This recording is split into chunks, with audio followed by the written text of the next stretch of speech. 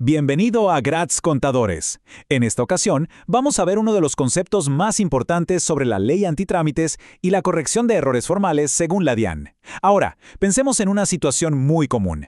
¿Qué pasa cuando se comete un error en una declaración de impuestos? ¿Es siempre un problema gigante que implica sanciones y plazos que ya se vencieron? Pues hoy vamos a meternos de lleno en uno de los debates tributarios más importantes de los últimos años. Un debate que escaló hasta las cortes más altas y que, créanme, cambió las reglas del juego para todos los contribuyentes en Colombia.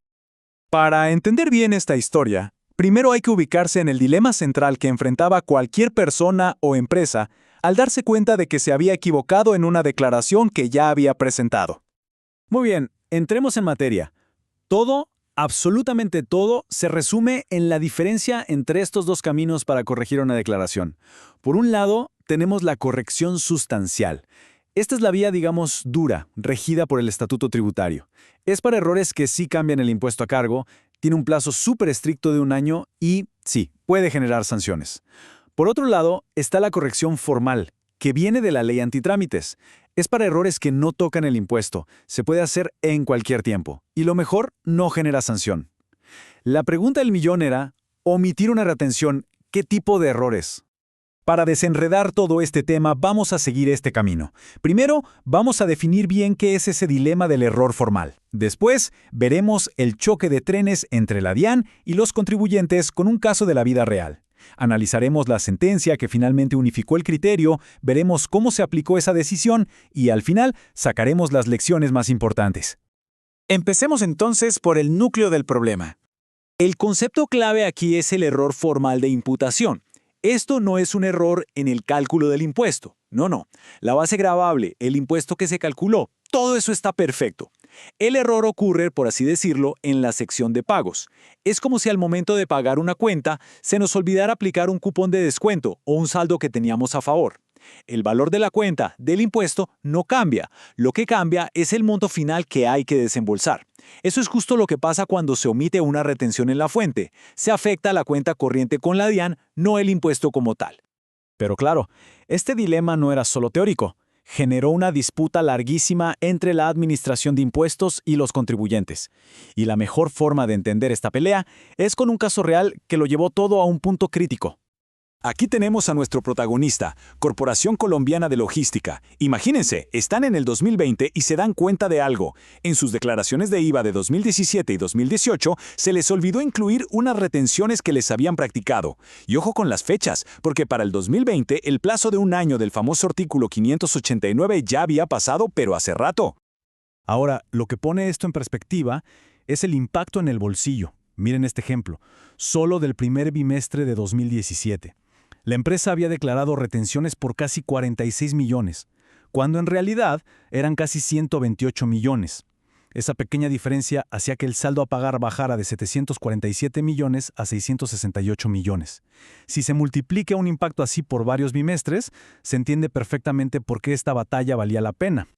Y aquí es donde se cristaliza el conflicto. La DIAN decía, un momento, esto es sustancial, se modificó el saldo a pagar, por lo tanto debieron corregir dentro del año que manda el Estatuto Tributario. Y es muy tarde, se les pasó el tren. Pero el contribuyente respondía, para nada, esto es formal, el impuesto a cargo no se movió ni un peso, solo estoy aplicando un pago anticipado que omití, y la ley antitrámites me permite corregirlo en cualquier tiempo. Dos interpretaciones de la ley, completamente opuestas. Ante esta tremenda incertidumbre jurídica se necesitaba una voz final, una autoridad que pusiera orden. Y esa voz llegó desde el máximo tribunal de lo contencioso administrativo. En el año 2022, el Consejo de Estado emitió una sentencia de unificación, y esto es importantísimo, porque una sentencia de este tipo no solo resuelve un caso particular, sino que fija una regla de interpretación obligatoria para todos los jueces y para la propia administración. Es básicamente el fin de la discusión.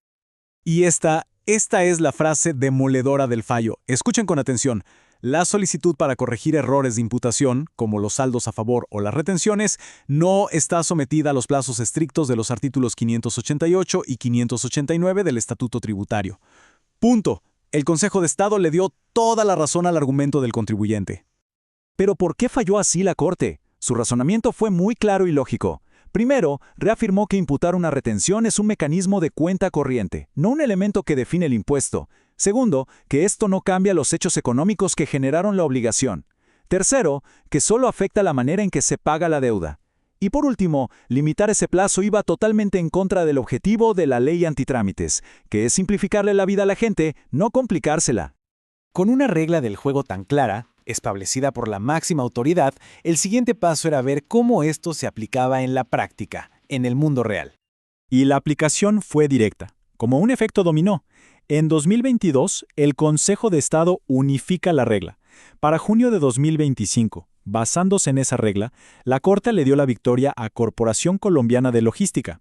Y el paso final, el más importante, llegó en octubre de 2025, cuando la propia DIAN actualizó su doctrina oficial para acoger el fallo. Este documento, el concepto 014396 de 2025, es la pieza que cierra el círculo. Con él, la DIAN le dice a todos sus funcionarios que sigan la interpretación del Consejo de Estado. Esto significa que el debate terminó. Lo que antes era una zona gris y de conflicto, ahora es un procedimiento claro que ofrece seguridad jurídica para todos. Entonces, aquí viene el punto crucial. ¿Qué significa todo esto en la práctica? ¿Cuáles son las reglas para poder aplicar este tipo de corrección de ahora en adelante? La propia DIAN, en su concepto, estableció una lista de chequeo muy útil. Para que proceda la corrección formal del artículo 43, se deben cumplir 4 condiciones. Primero, que ese saldo o retención que se quiere incluir no se haya pedido ya en devolución. Segundo, que no venga de una corrección que la DIAN haya obligado a hacer. Tercero, que se impute el valor total, no se puede fraccionar. Y cuarto, el punto más importante, que no se modifiquen los elementos de fondo del impuesto. Y volviendo a nuestro caso de estudio, esta claridad jurídica tuvo un resultado muy tangible. A Corporación Colombiana de Logística se le reconoció un pago en exceso de más de 413 millones de pesos. Esto demuestra que entender estas reglas no es un simple ejercicio académico, tiene un impacto financiero real y muy significativo. Así que, al final, todo este recorrido nos deja con una pregunta bastante importante. ¿Con esta nueva certeza jurídica que ahora existe, se conocen realmente todos los derechos y todas las herramientas que la ley ofrece a los contribuyentes?